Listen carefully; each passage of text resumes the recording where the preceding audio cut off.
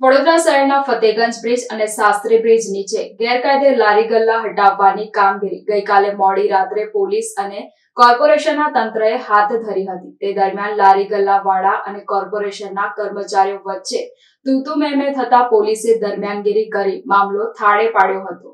વધતી જતી અસામાજિક પ્રવૃત્તિઓને ધ્યાનમાં રાખીને રાજ્યના પોલીસ આપેલી સૂચના મુજબ શહેરના વિવિધ વિસ્તારોમાં પોલીસ સ્ટેશનમાંથી રાત્રિ દરમિયાન લારી ગલ્લા પર અડ્ડો જમાવીને બેસનારા તત્વો સામે અટકાયતની કાર્યવાહી શરૂ કરી છે, જેમાં ગઈકાલે 400 થી વધુ વ્યક્તિઓની અટકાયત કરવામાં આવી હતી. હવે વિવિધ વિસ્તારોમાં ગેરકાયદે રીતે રાત્રિ દરમિયાન લારી ગલ્લા ઉભા રાખી તે સ્થળે માથાભારે તત્વો અડ્ડો જમાવીને બેસી રહેતા હોય છે તેવા લારી ગલ્લા હટાવવાની કામગીરીની ઝુંબેશ શરૂ કરવામાં આવી છે, જેના ભાગરૂપે ગઈકાલે રાત્રે ફતેગંજ પોલીસ સ્ટેશન વિસ્તારમાં ફતેગંજ બ્રિજ અને શાસ્ત્રી બ્રિજ નીચેના ભાગમાં મોડી રાત સુધી ચાલતા લારી ગલ્લા હટાવવાની કામગીરી કરવામાં આવી હતી. કામગીરી દરમિયાન કેટલાક લારી ગલ્લા વાળા અને કોર્પોરેશનની દબાણ શાખાની ટીમ વચ્ચે તું મેં થતા ફતેગંજ પોલીસના ઇન્સ્પેક્ટર સ્ટાફે દરમિયાનગીરી કરી મામલો શાંત પાડ્યો હતો. દરમિયાનમાં 3 ટ્રક ભરીને લારી ગલ્લા તથા સામાન જપ્ત કર્યું હોવાનું જાણવા મળ્યું છે.